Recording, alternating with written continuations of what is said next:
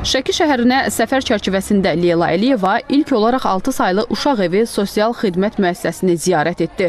Bildirildi ki, valideyn himayəsindən məhrum olan uşaqların yaşadığı müəssisə 1936-cı ildən 2 nömrəli uşaq evi kimi fəaliyyət göstərib.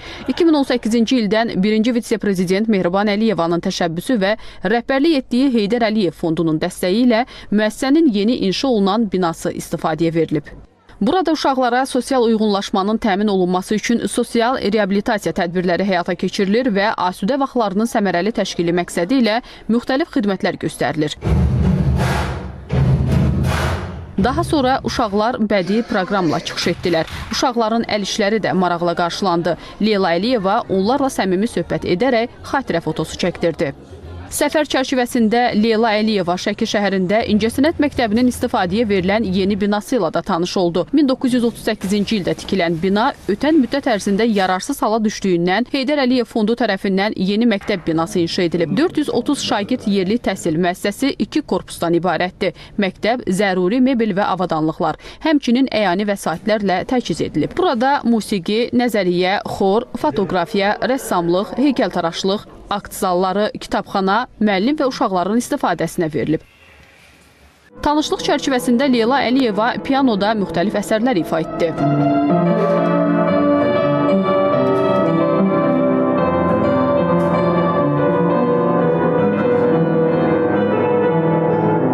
Daha sonra Leyla Əliyeva Şəki şəhər Məhəmməd Füzuli adına Mədəniyyət və İstirahət parkında oldu. 1951-ci ildə salınan parkda bir sıra əsaslı bərpa və yenidən qurma işlərinin aparılması nəzərdə tutulur. Parka ziyarət zamanı Leyla Əliyevaya ərazidə aparılacaq işlər haqqında məlumat verilib. Bildirilib ki, parkın ərazisində vaxtilə şəhər sakinlərinin və qonaqların ən sevimli istirahət yeri olan musiqi və incəsənət xadimlərinin vaxtaşırı çıxış etdiyi yay teatrı da mövcud olub.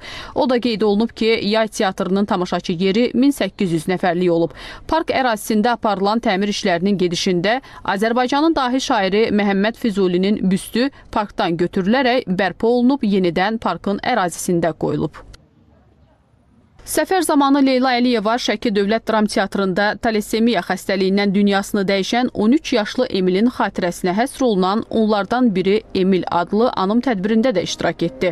Anım gecəsində Emilin həyat yolunu, duyğularını, arzularını və ailəsinin yaşadığı hissləri əks etdirən müxtəlif bədii kompozisiyalar nümayiş etdirilib. Tədbirin keçirilməsində əsas məqsəd talassemiya xəstəliyindən əziyyət çəkən uşaqlara və bu xəstəlik səbəbindən həyatını itirmiş övladların əziz xatirəsinə ehtiram ifadə olunması, eyni zamanda cəmiyyətin diqqətini bu xəstəliyin erkən diaqnozuna diqqət çəkərək qarşısını almağa yönəltmək idi. Tədbirdən sonra Leyla Əliyeva Emilin ailəsində oldu. Ailə ilə səmimi söhbət edərək xatirə şəkilləri çəkdirdi. Leyla Əliyeva həmçinin Azərbaycanın ən qədim sənaye müəssisələrindən və milli ipəkçilik irsinin əsas simvollarından biri olan Azəripək Açıq Səhmdar Cəmiyyətinin fəaliyyəti ilə də yaxından tanış oldu.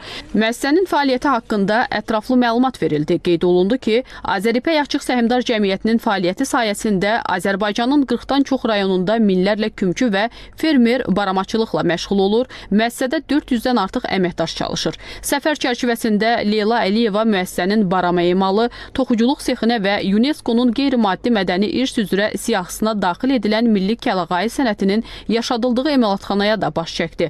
Leyla Əliyeva həmçinin təbii Azərbaycan ipəyinin istehsalının mərhələləri ilə tanış oldu.